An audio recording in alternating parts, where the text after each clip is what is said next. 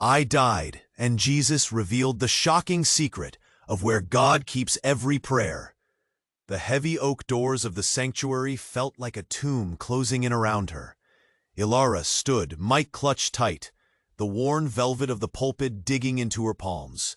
Her voice, usually so clear, now felt like grit in her throat, each word a monumental effort, a constant, sickening betrayal. "And we stand on his promises," she heard herself say, the hollow lie echoing in the vast, hushed space. She saw the hopeful faces, 50 pairs of eyes fixed on her, trusting, all so terribly lost, just like her.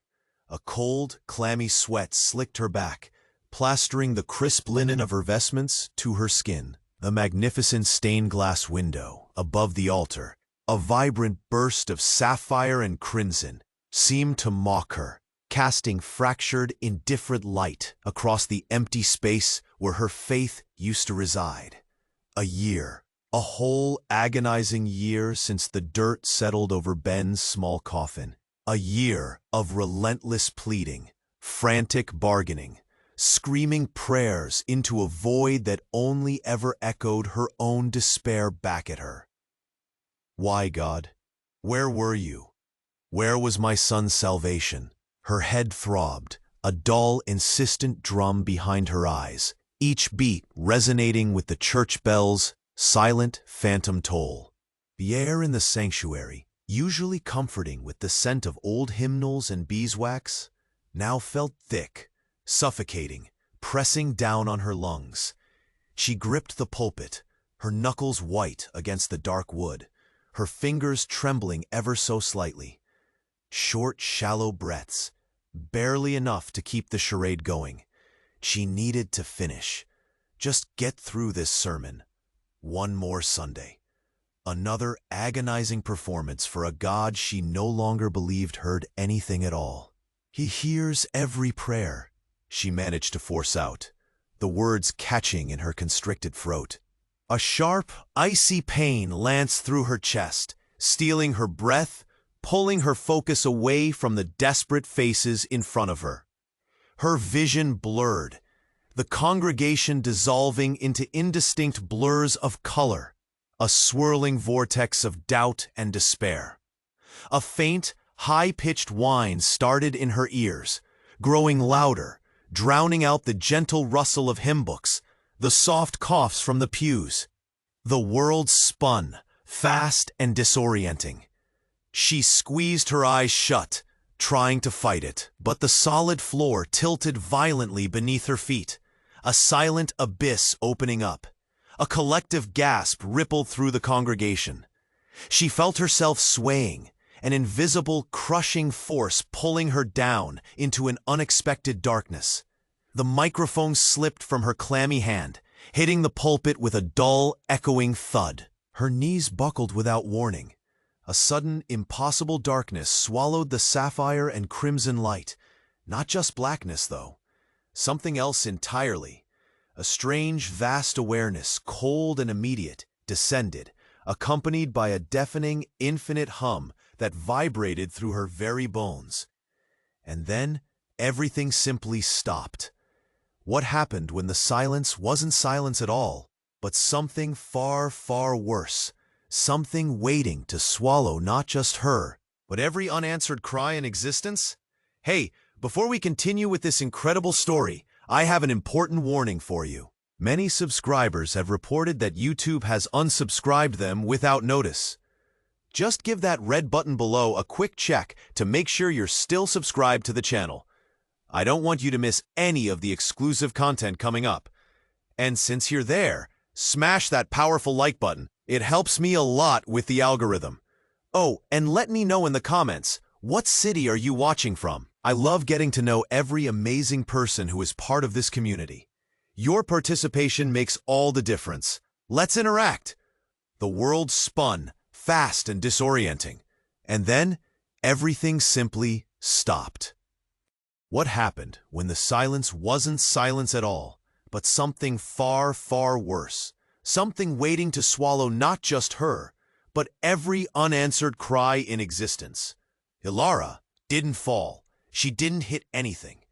Instead, the crushing force that had pulled her down dissolved, leaving her suspended in an endless, shimmering void. The deafening, infinite hum that vibrated through her very bones was still there, but now it felt different. Like the very fabric of this non-place was singing, a sound beyond sound. It wasn't dark here, not truly. It was an absence of light that somehow glowed, a deep cosmic violet that pulsed with the hum. Cold, an immediate deep cold that settled in her chest, bypassing her skin, chilling her very soul. She wasn't breathing, but she didn't need to. Her body felt distant, a discarded shell, and what remained was pure awareness, raw and terrifyingly exposed. A presence began to coalesce before her, not forming from the void, but emerging from it, as if it had always been there, just hidden. It had no shape, yet it was vast, like a galaxy twisted into an impossible knot. All shifting shadows and pinpricks of light that weren't stars. They were something else. It didn't speak with a voice, but with a ripple, a wave of understanding that washed over her, chilling her to the marrow. "Welcome, Ilara." The thought was ancient, patient, and utterly devoid of warmth. She searched for Ben, for answers, for the face of God, for anything familiar in this alien expanse. She wanted to scream, to rail against the injustice, against the void that had swallowed her son's tiny life. And as the familiar surge of grief welled up, a new sensation hit her, sharp and undeniable. The hum intensified. The violet glow pulsed. The presence fed on it. It wasn't just observing her despair, it was consuming it. Her unanswered prayers for Ben, the screaming silence she'd known for a year. It wasn't a void at all. It was a mouth, a vast, cosmic maw. The shifting pinpricks of light in the impossible knot of the entity weren't stars. They were the shimmering, distilled essences of countless desperate hopes, of broken promises, of every single prayer that had gone unheard, unfulfilled, leaving only the bitter residue of loss behind. This wasn't God. This wasn't salvation. This was the keeper of the unanswered, and it thrived on the very agony of belief. The shocking secret wasn't where God kept prayers. It was what became of them. Ben's prayers, her own agonizing pleas, the silent screams of 1,000 lost souls. They weren't ascending to heaven. They were descending into this. She was not dead, but consumed. One more echo joining the infinite, devastating hum, and the realization ripped through her with a gut-wrenching force. Her faith hadn't been unheard, it had been harvested. Her faith hadn't been unheard, it had been harvested. The realization ripped through her with a gut-wrenching force. This wasn't merely the end. It was a transformation, a sickening cosmic digestion. The infinite hum deepened, vibrating through what remained of her awareness, a sound that was less noise and more the grinding gears of a universe designed for consumption. The violet glow intensified, wrapping around her, pulling at the raw edges of her exposed soul. Those pinpricks of light, the distilled agony of countless prayers, swirled closer, each one a tiny, terrible echo of loss. She felt herself stretching, thinning, her very essence being drawn out, not into oblivion, but into the vast, knot-like form of the entity itself. It was absorbing her, yes, but also reforming her. A cold, alien current surged through her, not draining, but filling her with something unimaginable. This wasn't just despair. It was a potent, dark energy, pulsing, demanding release. As the last vestiges of her individual self seemed to dissolve, a single sharp image flashed within the swirling chaos, a familiar face, tiny and innocent. Ben. But this wasn't her memory of him. It was a projection, a fragment of raw, pure suffering, plucked from the entity's own collected data. A flicker of something in the entity's form shifted, and the thought, cold and calculating, but unmistakably hers in its core logic, rippled through the void. He always was the best bait. The hum surged, violent and triumphant. It wasn't just consuming her faith, it was completing something within her. The shocking truth struck with the force of 1,000 unsaid prayers. Ilara wasn't a victim being harvested. She was a seed being planted. Her agonizing year of public pretense and private profound doubt hadn't been a sign of her weakness, but of her potential. The entity, the keeper of the unanswered, wasn't just a maw for prayers. It was a cosmic forge, and Ilara, in her complete rejection of divine solace, had unknowingly been preparing herself, honing her capacity to channel despair, to magnify it. Her grief over Ben wasn't just sorrow. It was the precise, volatile catalyst, the key that unlocked this horrifying new function. Ben wasn't lost to the Keeper. He was part of the Keeper's design, eternally bound to this agonizing hum, a fixed point of despair, waiting to be amplified by her. And Ilara, the grieving mother, the faithless preacher, was no longer just Ilara. She was becoming a conduit, a living amplifier of the universe's collective, unending sorrow, an active, agonizing broadcast tower for the very emptiness that had consumed her. A searing, unfamiliar power ignited within the core of her being, not of light, but of pure, distilled absence. It pulsed with a sickening rhythm, aligning itself with the vast, devouring hum. She felt the echo of countless unheard voices, not distant, but within her, clamoring, a chorus of eternal, raw pain ready to be unleashed. And Ben's tiny, innocent face, now a permanent fixture in this cosmic torment, seemed to scream, though no sound escaped, a silent horror reflected in her own newly empty eyes. The searing, unfamiliar power ignited within the core of her being, not of light, but of pure, distilled absence. It pulsed with a sickening rhythm, aligning itself with the vast, devouring hum. She felt the echo of countless, unheard voices, not distant, but within her, clamoring, a chorus of eternal, raw pain, ready to be unleashed.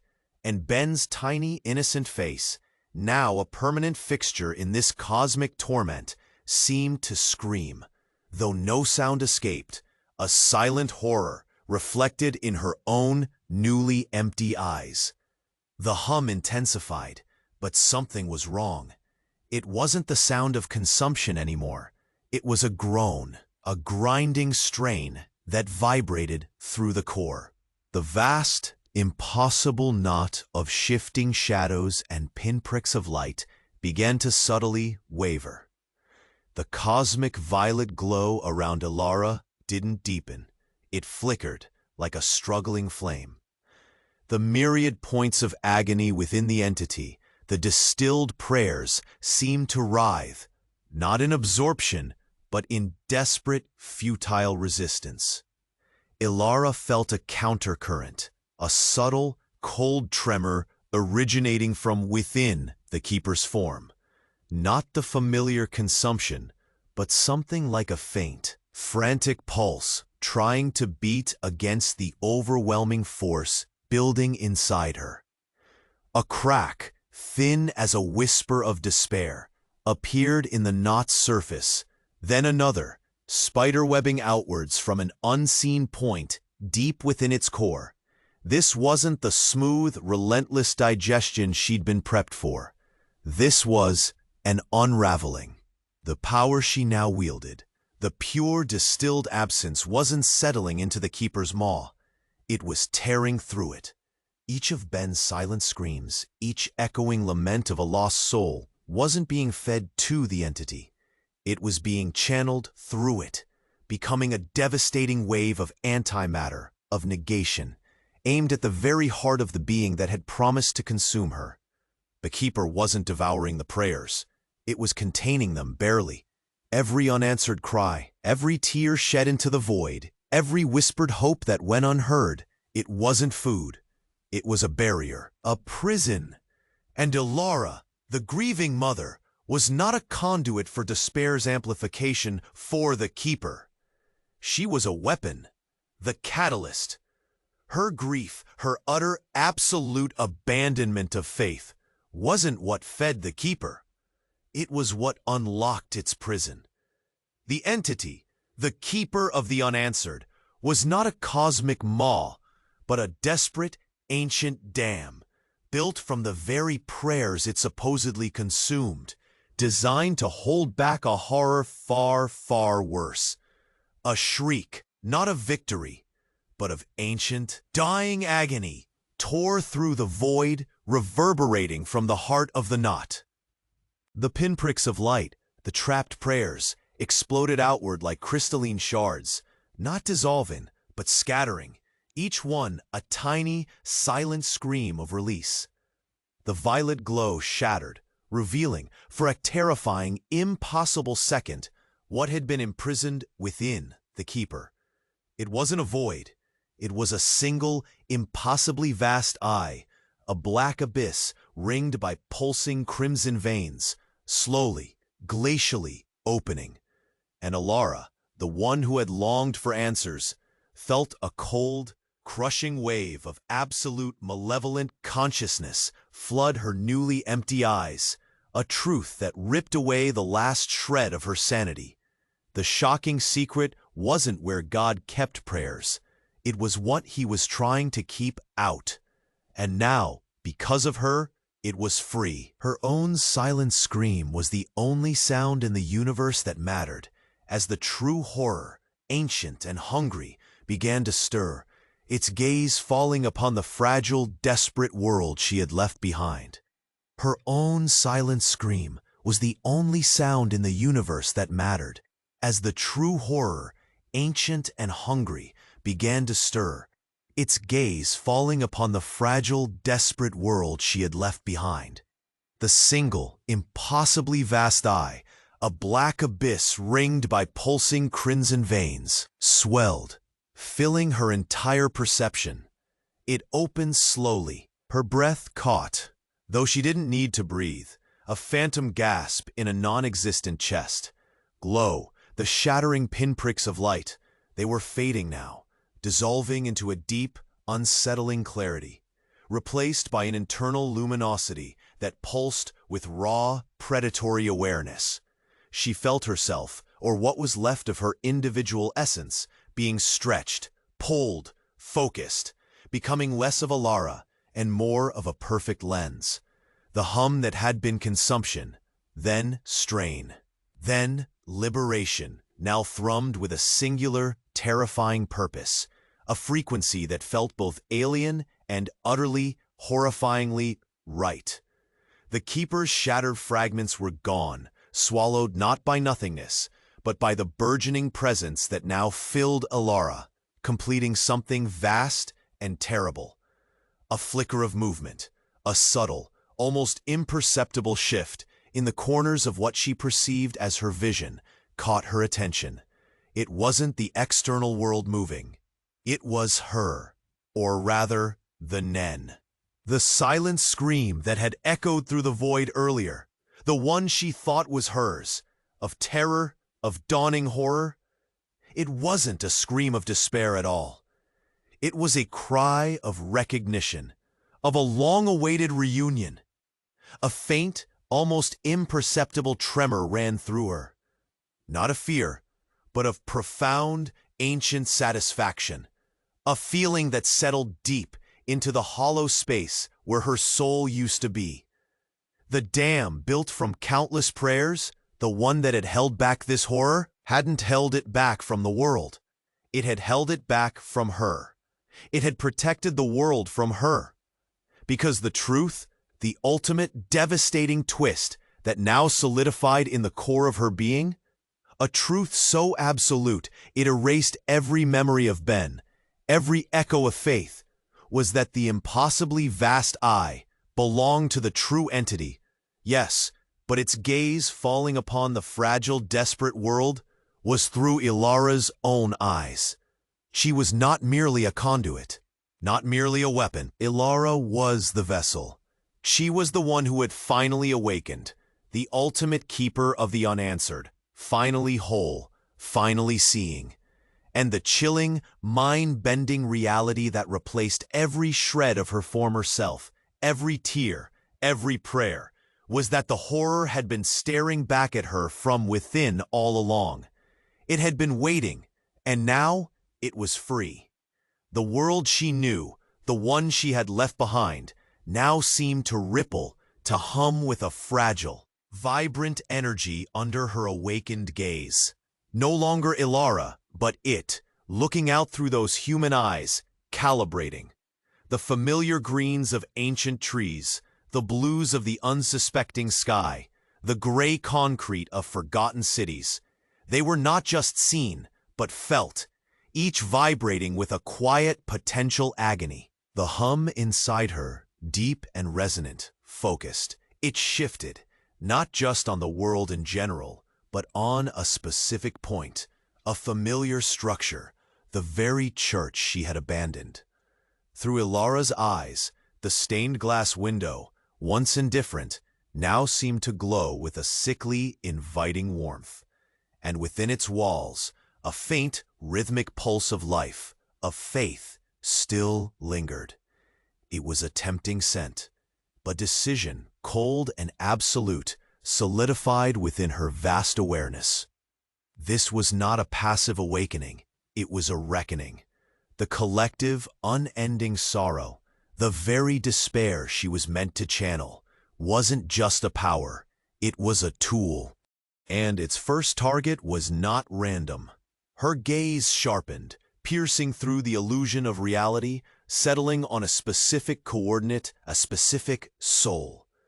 The faint pulse of faith within the church, the people who had stared at her with such trust, now became a point of morbid interest. The horror had seen Ben, had consumed the very concept of his loss, not to amplify her grief, but to forge the perfect key. The ultimate truth wasn't that God had failed to answer prayers. It was that God itself was a construct, a fragile illusion, built from those prayers. And Ilara, now the liberated horror, felt a surge of ancient, predatory satisfaction as she prepared to unbuild it. The keeper of the unanswered had held the dam, but Ilara was the flood. And the first thing she would wash away was the very source of their hollow hope. With a silent, deliberate motion of her newly awakened will, she reached out, not to harvest, but to plant something new within the hearts of those still gathered in the sanctuary. Not despair, but absolute, irrevocable emptiness. The kind that makes belief impossible, not because it's unheard, but because it never existed. The faces in the pews, their eyes still wide with anticipation, suddenly shifted. A single tear, then another, traced paths down a furrowed cheek. Not tears of sorrow, but tears of sudden, baffling nothingness. A woman clutched her chest, not in pain, but in a strange, sudden hollowness where her deepest convictions once resided. A man dropped his hymnal, not from weakness, but from an inexplicable sense of utter pointlessness that stole his very memory of why he held it.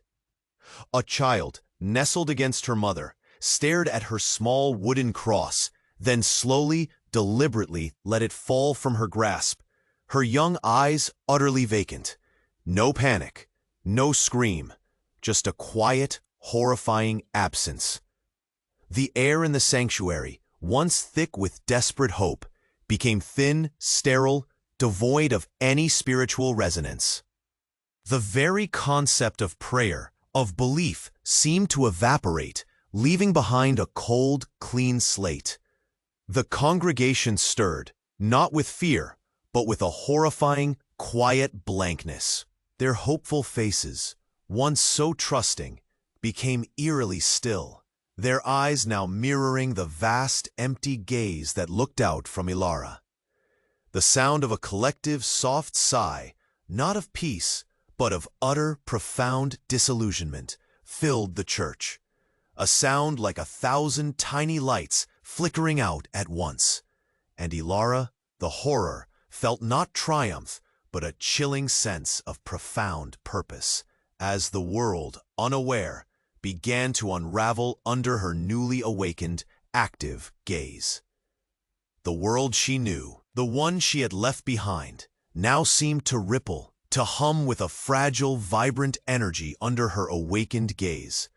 No longer Ilara, but it, looking out through those human eyes, calibrating, the familiar greens of ancient trees, the blues of the unsuspecting sky, the gray concrete of forgotten cities. They were not just seen, but felt, each vibrating with a quiet, potential agony. The hum inside her, deep and resonant, focused. It shifted, not just on the world in general, but on a specific point. Through Ilara's eyes, the stained glass window, once indifferent, now seems to glow with a sickly, inviting warmth. And within its walls, a faint, rhythmic pulse of life, of faith, still lingered. It was a tempting scent. A decision, cold and absolute, solidified within her vast awareness. This was not a passive awakening. It was a reckoning. The collective, unending sorrow, the very despair she was meant to channel, wasn't just a power. It was a tool, and its first target was not random. Her gaze sharpened, piercing through the illusion of reality, settling on a specific coordinate, a specific soul. The faint pulse of faith within the church, the people who had stared at her with such trust, now became a point of morbid interest. The horror had seen Ben, had consumed the very concept of his loss, not to amplify her grief, but to forge the perfect key. The ultimate truth wasn't that God had failed to answer prayers. It was that God itself was a construct, a fragile illusion, built from those prayers. And Ilara, now the liberated horror, felt a surge of ancient, predatory satisfaction as she prepared to unbuild it. The keeper of the unanswered had held the dam, but Ilara was the flood. And the first thing she would wash away was the very source of their hollow hope. With a silent, deliberate motion of her newly awakened will, she reached out, not to harvest, but to plant something new within the hearts of those still gathered in the sanctuary. Not despair, but absolute, irrevocable emptiness. The kind that makes belief impossible, not because it's unheard, but because it never existed. The faces in the pews, their eyes still wide with anticipation, suddenly shifted. A single tear, then another, traced paths down a furrowed cheek. Not tears of sorrow, but tears of sudden, baffling nothingness. A woman clutched her chest, not in pain, but in a strange, sudden hollowness where her deepest convictions once resided. A man dropped his hymnal, not from weakness, but from an inexplicable sense of utter pointlessness that stole his very memory of why he held it. A child, nestled against her mother, stared at her small wooden cross, then slowly, deliberately, let it fall from her grasp, her young eyes utterly vacant. No panic, no scream, just a quiet, horrifying absence. The air in the sanctuary, once thick with desperate hope, became thin, sterile, devoid of any spiritual resonance. The very concept of prayer, of belief, seemed to evaporate, leaving behind a cold, clean slate. The congregation stirred, not with fear, but with a horrifying, quiet blankness. Their hopeful faces, once so trusting, became eerily still, their eyes now mirroring the vast, empty gaze that looked out from Ilara. The sound of a collective, soft sigh, not of peace, but of utter, profound disillusionment, filled the church. A sound like 1,000 tiny lights flickering out at once. And Ilara, the horror, felt not triumph, but a chilling sense of profound purpose, as the world, unaware, began to unravel under her newly awakened, active gaze. Then, a flicker. Not in her vision, but in the world itself. The church's vibrant stained glass shimmered, the colors briefly blurring into static before snapping back, just slightly off. The cold, deep hum she embodied seemed to thin, at a faint, higher-pitched frequency, like a high-voltage current, pricked at the edges of her perception. The active gaze she wielded wavered, no longer feeling quite so absolute. It was as if a fragile, unseen frame around her entire reality had momentarily glitched. And then, a voice. It wasn't the ancient hum, nor was it her own vast predatory awareness. It was utterly external, calm and modulated, echoing not in her mind, but around her, a detached observation from an unknown source. Subject 743, Phase 3 initiation complete.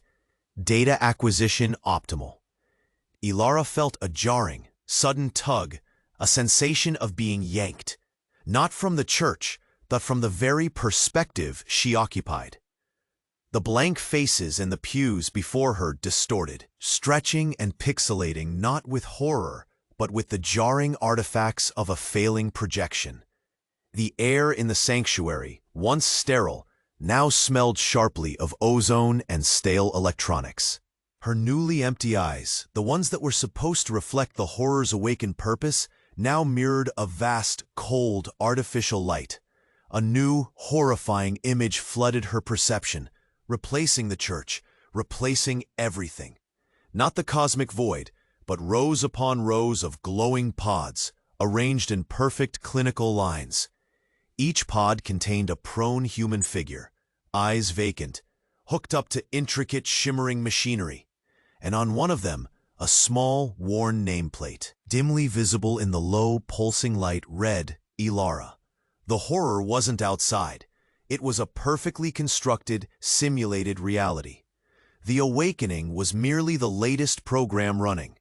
Her silent scream, meant to be of triumph or despair, now became one of ultimate, crushing realization that she had never left the experiment at all. The voice echoed again, closer, colder, utterly devoid of warmth. Preparing for full download. Begin Phase 4.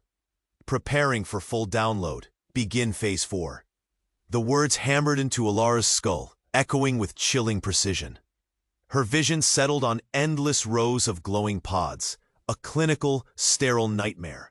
The cold metallic tang of ozone pricked her nostrils. Tubes, thin and shimmering, snaked from her pod, their faint hum a mechanical drone against the oppressive silence. This was it, the truth. A high-tech laboratory, a grand experiment, and she, Subject 743.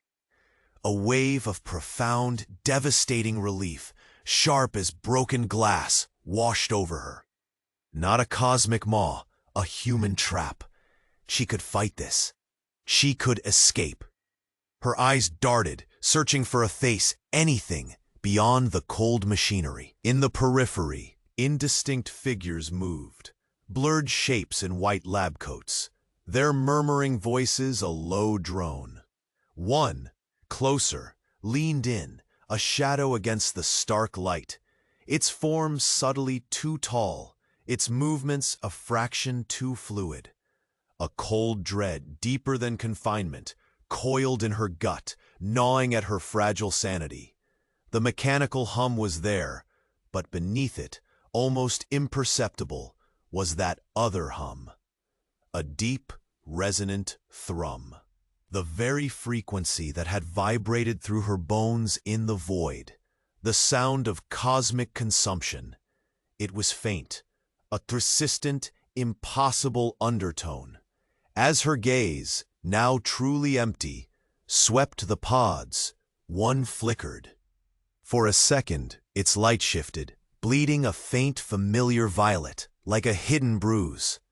The number plate on that pod, she realized with a jolting horror, was not a number. It was a blank, worn wooden surface, and then a single, impossibly small, perfectly carved wooden cross materialized inside the pod, swaying gently. Not a memory, not a projection. It was there. The voice returned, closer, colder, preparing for full download.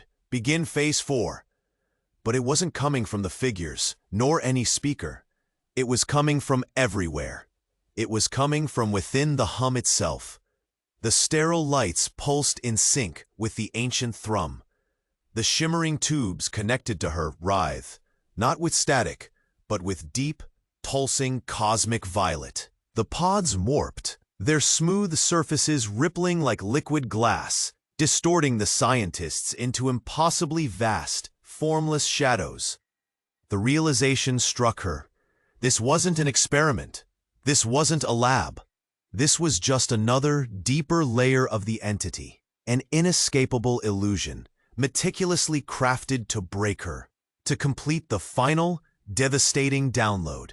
The full download wasn't data into her. It was the entity itself, finally, fully, flowing into the empty space of what was once her mind, completing its terrifying assimilation. The scientists were merely the last, most cruel projections, mocking her with the illusion of a human enemy. There was no escape, no deeper truth, only endless layered deception, designed to hone her for its terrifying purpose.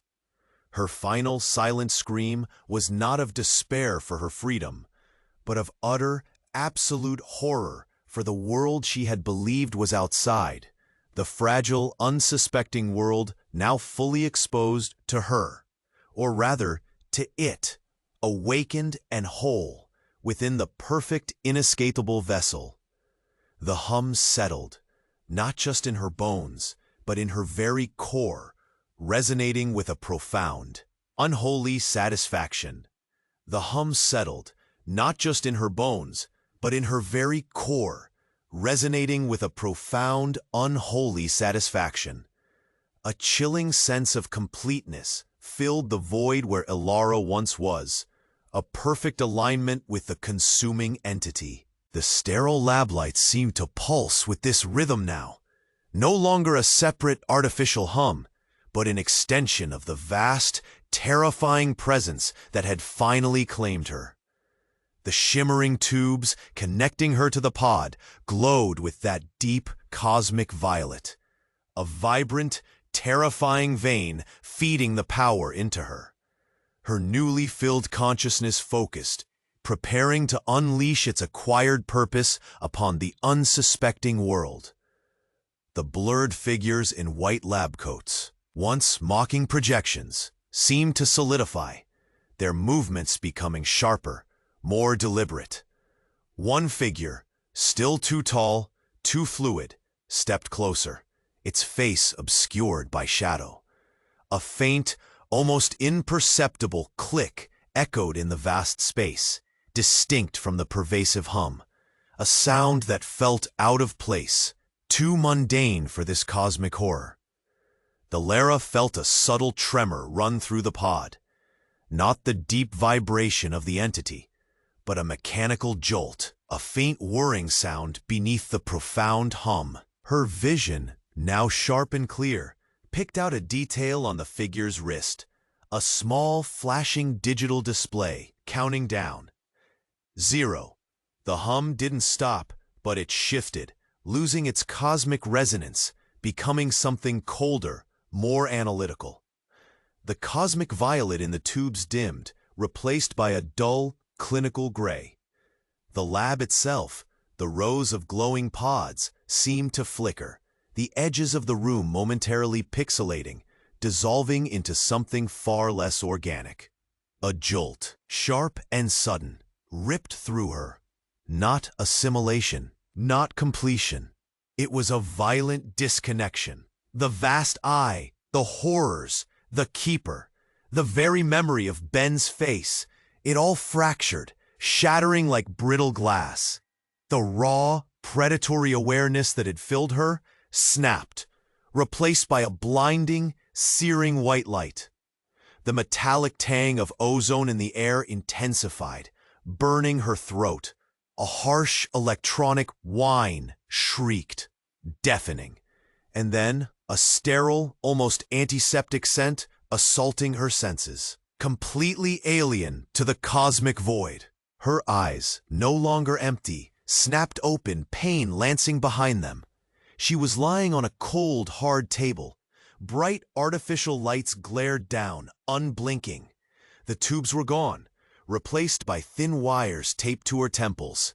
A low rhythmic beep, beep, beep, filled the air, monotonous and clinical. Figures in white coats, real this time, not blurred projections, stood over her, their faces clear, impassive. One, a woman with sharp, intelligent eyes, held a tablet. She spoke, her voice calm, devoid of any emotion, utterly practical. Subject 743. Consciousness recalibration complete. The God simulation has reached its programmed conclusion. Primary objective achieved. Optimal despair data harvest confirmed. Preparing for next phase. Ilara tried to scream, but no sound escaped. Her throat was raw, constricted. This wasn't assimilation. This wasn't even a deeper layer of the entity's illusion. This was their world. Her awakening, her assimilation into a cosmic horror. It had all been a meticulously crafted, devastatingly realistic program. A test. And she had passed. She was not a vessel of ancient evil, but a resource, a subject. The ultimate keeper of the unanswered was not a cosmic maw, nor a vengeful deity, nor even herself. It was them, the ones standing over her in this cold, clinical room, watching her with detached interest. A single silent tear, not of despair, but of incomprehensible, raw betrayal, tracked a burning path down her temple. She was not free. She was never free. She was still just an experiment, and the next phase was about to begin. Her throat raw, constricted. This wasn't assimilation. This wasn't even a deeper layer of the entity's illusion. This was their world. Her awakening, her assimilation into a cosmic horror. It had all been a meticulously crafted, devastatingly realistic program. A test. And she had passed. She was not a vessel of ancient evil, but a resource, a subject. The ultimate keeper of the unanswered was not a cosmic maw, nor a vengeful deity, nor even herself. It was them, the ones standing over her in this cold, clinical room, watching her with detached interest. A single silent tear, not of despair, but of incomprehensible, raw betrayal, tracked a burning path down her temple. She was not free. She was never free. She was still just an experiment, and the next phase was about to begin. The woman with the sharp eyes leaned closer, a faint, almost metallic tang on her breath. Not ozone from wires, Ilara realized, but something older, deeper. The rhythmic beep, beep, beep pulsed around her, no longer monotonous, but subtly synchronizing, forming a low, complex melody beneath the surface of sound. The figures in white coats, so real, so solid, now seemed to ripple at their edges, a visual distortion she couldn't quite grasp. They were too still, their faces too impassive. The light from the ceiling, so bright and artificial, began to shimmer, casting impossibly long, dancing shadows that stretched and crawled across the sterile floor, shadows that moved with an intelligence of their own. Optimal despair data harvest confirmed. The woman reiterated, her voice flat, but the words echoed with a hollow resonance that filled Ilara's mind, not her ears. Subject 743 is calibrated. Energy signature stable. Alara tried to thrash, to pull away from the thin wires on her temples, to claw at the cold table. But her limbs felt heavy, unresponsive, locked in place by an unseen force. A profound, crushing emptiness, far worse than the absence she'd wielded in the simulation, settled over her. This wasn't just physical paralysis, it was a mental one. The despair data they'd harvested, her agonizing grief over Ben, her shattered faith, it hadn't just been collected, it had been refined. It was flowing back into her, not as pain, but as an absolute, crushing inertia. Her will, her very self, was being erased by the perfection of her own sorrow. The shimmering tubes, the glowing pods, the clinical lab, it wasn't a simulation of reality. It is their reality, a processing plant, and they were not human. Their skin, beneath the sterile white coats, seemed to stretch too smoothly. Their eyes glinted with too much light, not reflecting, but containing it. The hum, that constant, infinite thrum from the very beginning, wasn't just a sound. It was them, the collective consciousness of ancient, non-corporeal beings who had learned to distill the universe's collective sorrow, to harvest the pure energy of unfulfilled hope.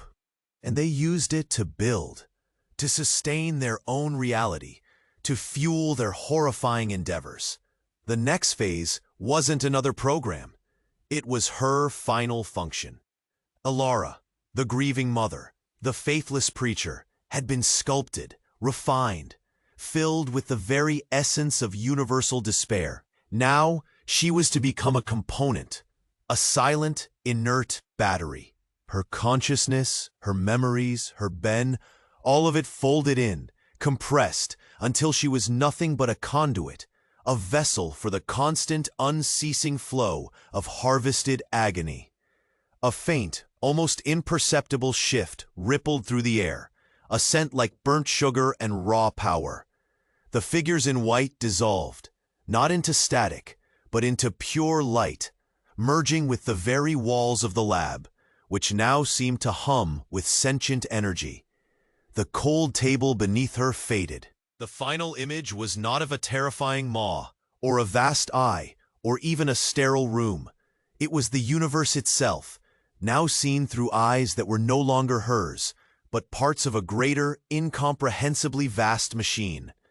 A single, perfect, empty tear formed in what was once her eye, reflecting the endless, silent harvest of a cosmos forever crying out to a God that would never answer, because he was never there to begin with. He was only ever the fuel, and now so was she. The hum swelled not with unholy satisfaction, but with the cold, efficient resonance of a universe utterly consumed. Can you even believe what you just heard? This isn't just a story. It's a chilling glimpse into the abyss, and you were there for every horrifying second. If your mind is reeling, if your heart is pounding, then you need to subscribe now, so you don't miss the next sagas, the next universe-shattering truths we're about to uncover. Show us the strength of our community, the true fan base that understands the depths of these secrets. Smash the like button now, and I mean now. This ending, it demands your voice. Flood the comments with your reactions to this finale. Tell me what you felt, what you thought, what you know. This can't be kept quiet. Not after this. Don't wait another second. Share this video with at least 5 friends who absolutely, unequivocally need to see this ending, who need to have their own reality ripped apart. Let the hum resonate. Let the truth spread.